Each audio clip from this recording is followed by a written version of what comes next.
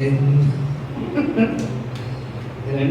Okay, രണ്ടും okay എന്നല്ല. ഞാനിപ്പോൾ പതുക്കെ അടുത്ത വർഷം ഒരു പകുതിയോടുകൂടി ചെറിയൊരു ബ്രേക്ക് എടുത്തിട്ട് സംവിധാനം എന്നുള്ള രീതിയിൽ പോകാനാണ് ആഗ്രഹം. അപ്പോൾ പിന്നെ ഒരു 2-3 കുറച്ച് സിനിമ പ്രൊഡക്ഷൻ ചെയ്യാൻ ഏറ്റിട്ടുണ്ട്. ആ സിനിമകളും കഴിഞ്ഞ് കഴിഞ്ഞാൽ ഫുൾ ഫ്ലെഡ്ജ് ആയിട്ട് ഡയറക്ഷനിലോട്ട് കിടക്കണം എന്നുള്ളത് തന്നെയാണ് ആഗ്രഹം. പിന്നെ നമ്മുടെ കൂടെയുള്ള നമ്മുടെ വേണ്ടപ്പെട്ട ആൾക്കാരുടെ അല്ലെങ്കിൽ നമ്മുടെ സുഹൃത്ത് വലയത്തിനകത്തുള്ള ആൾക്കാരുടെ സിനിമകൾ ചെയ്തു പോവുക. ഈ എണ്ണത്തിലൊന്ന് കുറയ്ക്കണം എന്നുള്ളൊരു തീരുമാനം എടുത്തിട്ടുണ്ട്. കാരണം കുറേ വർഷമായി ഇതിനെ കണ്ടിന്യൂസ് ആയിട്ട് വർക്ക് ചെയ്തു. അതുകൊണ്ട് തന്നെ ഇന്റർവ്യൂ സൈഡിൽ നടക്കും, അതിൻ്റെ കൂടെ തന്നെ സിനിമകളും സൈഡിലും അതും കൂടെ തന്നെ വരട്ടെ. ഡയറക്ഷനോട്ട് കിടക്കുന്നു പറഞ്ഞു. ഏത് തരത്തിലുള്ള മൂവി ആയിരിക്കും ആദ്യം പ്രിഫർ ചെയ്യുന്നത്? അത് മാസാണോ? അല്ല, അടുത്തതൊരു ഒരു ഒരു എന്താ പറയണ്ടത്, ഒരു ഔട്ട് ആൻഡ് ഔട്ട് ഹ്യൂമർ, ഒരു എന്താ പറയണ്ടത്, ലവ് ആക്ഷൻ ഡ്രാമ പോലെ അല്ലെങ്കിൽ പോലും റോംകോം അല്ല, പക്ഷെ ഒരു എന്റർടൈനർ പരിപാടി തന്നെയായിരിക്കും അടുത്തത്. മാസ് പരിപാടി അല്ലാത്ത ഒരു പരിപാടി.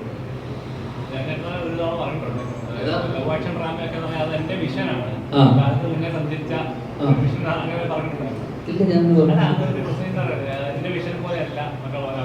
സ്വീകരിച്ച രീതി ഡിഫറെന്റ്, പക്ഷെ എന്റെ വിഷൻ ഡിഫറെന്റ് ആയിരുന്നു. പിന്നീട് അത് നല്ല രീതിയിൽ സ്വീകരിച്ചു. ലവ് ആക്ഷൻ ഡ്രാമ തിയേറ്ററുകൾ ആദ്യമേ പിന്നീട് അത് നല്ല രീതിയിൽ ധ്യാനിന്റെ സിനിമ എന്ന് പറയുമ്പോൾ പക്ക ചിരിക്കാനൊക്കെ എന്റർടൈനിങ് ഒരു ലെവലാണെന്നുള്ളത് ഒരു സിഗ്നേച്ചർ അതിൽ നിന്ന് കിട്ടിയായിരുന്നു. അങ്ങനെ കിട്ടിയോ? ഡൗട്ടുണ്ടോ? പിന്നെ അങ്ങനെയൊന്നും കിട്ടിയില്ല.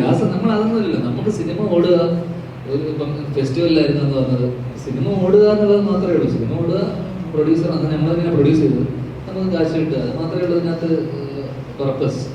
സിനിമ നന്നായാൽ അല്ലെങ്കിൽ ആ സമയം ഫെസ്റ്റിവൽ സമയം കൂടിയാണ്. അപ്പം നമ്മൾ കുറേ പടങ്ങൾ ഫ്ലാഷ് വന്ന സമയമാണ്, ഇടിമാണി, ഫാദേഴ്സ് ഡേ, ഫൈനൽസ്, അങ്ങനെ ഓണം സമയത്തും കൂടിയാണ്. അപ്പം അതിൽ എനിക്ക് തോന്നുന്നു ആ സമയത്ത് ഏറ്റവും കൂടുതൽ കളക്ട് ചെയ്ത സിനിമയായി മാറി. എന്നാൽ പോലും ഭയങ്കരമായിട്ട് മിക്സഡ് വന്നിട്ടുണ്ട്. ഫെസ്റ്റിവലാകുമ്പോൾ നമുക്ക് മിക്സഡ് റെസ്പോൺസ് നമ്മൾ എക്സ്പെക്ട് ചെയ്യുന്നതാണ്. പിന്നെ അന്ന് ഫെസ്റ്റിവലിനെ സംബന്ധിച്ചിടത്തോളം എപ്പോഴും എന്റർടൈൻമെന്റ് വാല്യൂ ഉള്ള അല്ലെങ്കിൽ എന്റർടൈൻമെന്റ് പോർഷൻ അധികമുള്ള സിനിമകളോട് ആൾക്കാർ കുറച്ചൊരു തള്ളിക്കയറ്റം ഉണ്ടാവും. ആ തള്ളിക്കയറ്റം നമുക്ക് ആ സമയത്ത് കിട്ടി.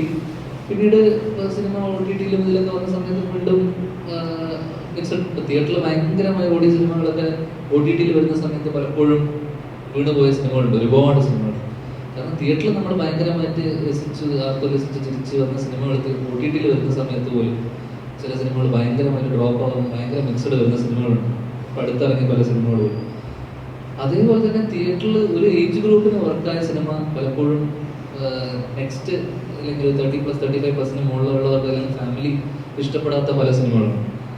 ലവ് ആക്ഷനെ സംബന്ധിച്ചിടത്തോളം നമുക്ക് എല്ലാം കൊണ്ട് മിക്സഡ് റെസ്പോൺസ് വന്നു. പക്ഷേ കളക്ഷൻ വന്നിട്ടും എല്ലാവരും സിനിമ കണ്ടു, പക്ഷെ അപ്പോഴും 60-40 അല്ലെങ്കിൽ ആ ലെവലിൽ മാത്രമാണ് നമുക്ക് അഭിപ്രായം ഉണ്ടായിരുന്നത്. കുറേ പേർക്ക് ഇഷ്ടമായി, കുറേ പേര് ചിരിച്ചു, കുറേ പേര് കൊള്ളില്ല എന്ന് പറഞ്ഞു. അത് നമ്മൾ എക്സ്പെക്ട് ചെയ്യുന്നതാണ്. ഇപ്പം നമ്മൾ റിവ്യൂ സിസ്റ്റം പോലും ഇപ്പോഴുണ്ടാകും. ചിലർക്ക് അത് ഭയങ്കര പേഴ്സണൽ ആണല്ലോ. സിനിമ കാണുന്ന സമയത്ത് ആൾക്കാർക്ക് ചിലർക്കത് ഇഷ്ടമാകും, ചിലർക്കത് ഇഷ്ടമാവില്ല. ഇഷ്ടമുള്ള ആൾക്കാർക്ക് പലതും പറയുന്നുണ്ട്. നമ്മളിപ്പം നമ്മളെ സിനിമകൾ പോലും വർഷങ്ങൾക്ക് ചെയ്ത സമയത്ത് പോലും നമ്മുടെ കൂടെയുള്ള ആൾക്കാർക്ക് വരെ ഇഷ്ടമില്ലാത്ത ആൾക്കാരുണ്ട്, ഇഷ്ടപ്പെട്ട ആൾക്കാരുണ്ട്, വർക്ക് ചെയ്ത ആൾക്കാർക്ക് തന്നെ അഭിപ്രായ വ്യത്യാസമുണ്ട്. സിനിമയല്ലേ, സിനിമ ഓരോരാൾക്കാരുടെ കാഴ്ചപ്പാടാണ്. അപ്പം അത് രീതിയിൽ അന്ന് ലവ് ആക്ഷൻ മിക്സഡ് റെസ്പോൺസ് വന്ന ഒരു ബ്ലോക്ക് ബസ്റ്റർ.